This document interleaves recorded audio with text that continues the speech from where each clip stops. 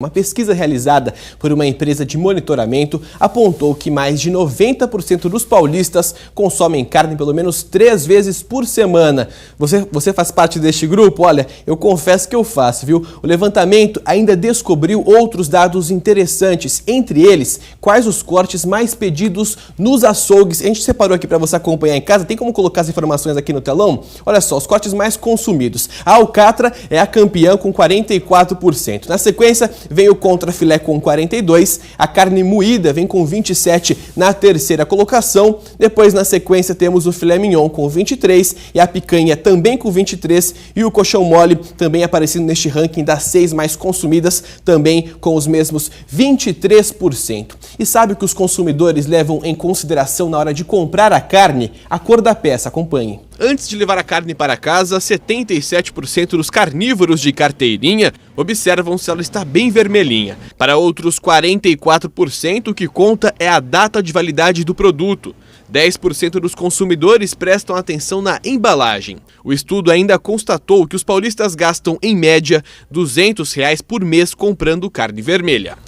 E a carne vermelha é uma das principais fontes de proteína para o nosso organismo e faz parte de uma alimentação equilibrada. Mas assim como outros alimentos, é preciso controlar o seu consumo e escolher os cortes mais saudáveis. Por isso, no consultório ao vivo de hoje, nós vamos falar um pouco mais sobre isso com a nutricionista Rafaela Braga, que já está aqui com a gente. Rafaela, seja bem-vinda, viu? Obrigada, bom dia. Bom dia. Eu começo perguntando o seguinte para você. O que é preciso prestar atenção na hora de comprar a carne vermelha? Como foi falado na reportagem, sempre prestar atenção na validade das carnes embaladas e a cor que ela tá. Ela tem que estar sempre com o vermelho bem vivo, né? Tem que estar brilhante. Prestar atenção na cor da gordura também, sempre tem que estar mais branca. E principalmente, hoje aumentou o consumo das carnes embaladas. Então tem que prestar bastante atenção na validade dessa carne embalada. A questão também do armazenamento em casa. A gente fez a compra da carne lá no açougue, chegou em casa. Qual a melhor forma? Congelar essa carne ou se não deixar dentro da geladeira? Qual que é a forma mais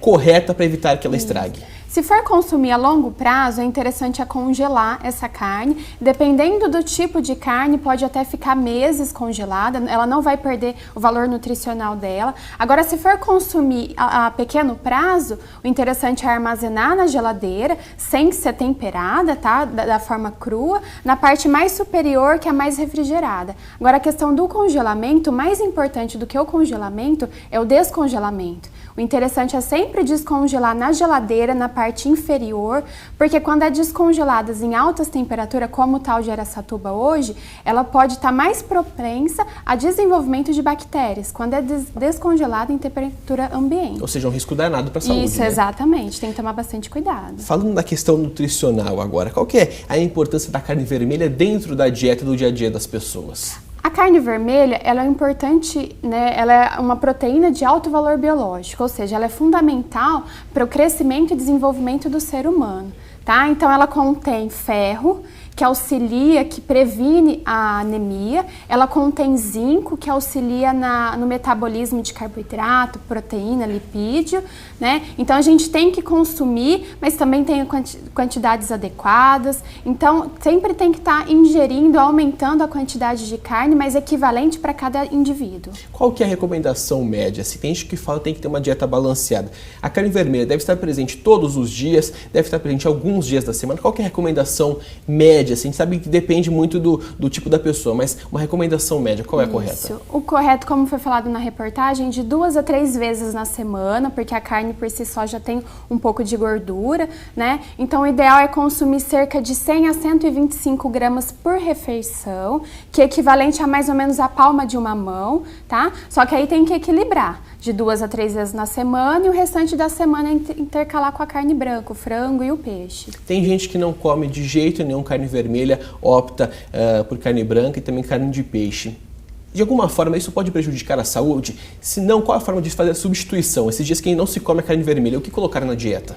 Sim, tem a questão do público risco, que são crianças, gestantes, os idosos que precisam do ferro, que é uma fonte a carne é uma fonte de ferro, né, desse mineral. Então é sempre importante estar prestando atenção. Se não consome outras fontes de ferro, o interessante às vezes é entrar com alguma suplementação, mas isso tem que estar com a orientação médica, orientação de uma nutricionista para estar acompanhando, né? E o excesso também de ferro pode causar ferritina, que aí é outro benefício. Então sempre tem que estar no equilíbrio junto com uma alimentação equilibrada, balanceada. Quem não come carne vermelha não quer fazer a suplementação. Quais alimentos deve ingerir na dieta, por exemplo? Os alimentos de verdes escuros, né, os folhosos, contêm ferro. Então, na verdade, todos os alimentos contêm um pouquinho de ferro. O importante é o equilíbrio, né? É isso que as pessoas... Nenhum alimento por si só, ele consegue fornecer tudo aquilo que o nosso organismo precisa. Então, tem que ter uma alimentação equilibrada. Por isso que é importante a ajuda de um profissional.